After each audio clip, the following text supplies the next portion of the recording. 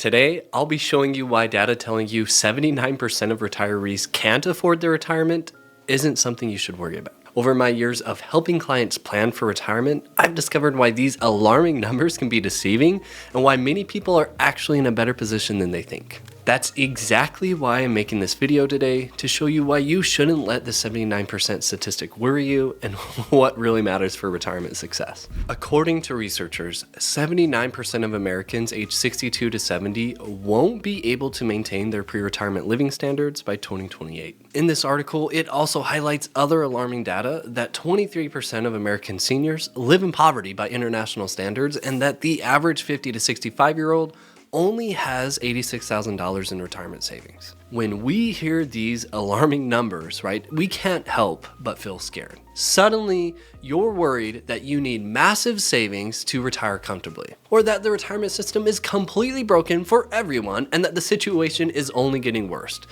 As Americans, we're just doomed to poverty in retirement, right?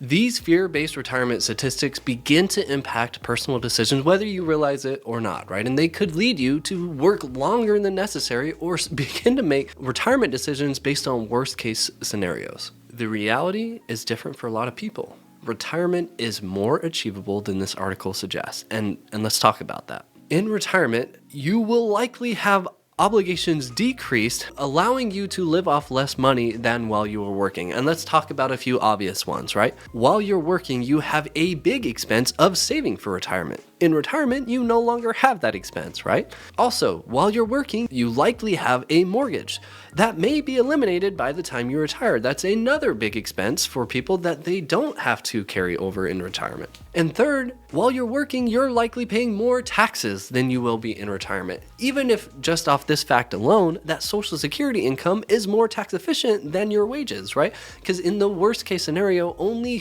85% of your Social Security is taxable to you. Not that it's taxed at 85%, but that 85% of it is included in your taxes, right? So even worst case scenario, that means 15% of your Social Security income is not taxed. And so for all these reasons, your expenses may be much lower in retirement than when you were working. And that's why it's so important to review your personalized spending pattern and know exactly what you need to maintain your lifestyle in retirement. What I've learned from working with hundreds of successful professionals is that most people aren't struggling with saving for retirement. They're struggling with knowing if what they have is actually enough. The truth is, retirement readiness isn't about comparing yourself to alarming statistics. It's about understanding your personal retirement needs and goals and how achievable they might be. Having helped many clients discover they're actually much closer to retirement than they thought, I know how important a personalized analysis can be. If you'd like to discuss your retirement readiness and explore whether you're better prepared than you think, click the link below to schedule a complimentary call. Now, I've talked about the expense side of the equation. Let's talk a little bit about the income side of the equation, right? Many people think of retirement as stepping away from work completely. And for some, that is the case. However, there are many people who found joy and impact through their work who want to continue that in retirement. I've heard people say, the longer I work, the healthier and wealthier I'll be. They are an expert at some skill and want to continue consulting part-time in retirement just to stay plugged in, to stay sharp. And if not that, I've seen some people choose to work even just part-time at the golf course for the social connections alone. So if that happens to be you, well, guess what? Now you have an income stream in retirement that can take some of the burden off of your savings to maintain your pre-retirement living lifestyle, right? Those are a lot of things that can make your situation better than what headlines may cause you to believe. If you get nothing else from this video, I hope you get this. Learn to tune out the noise, right?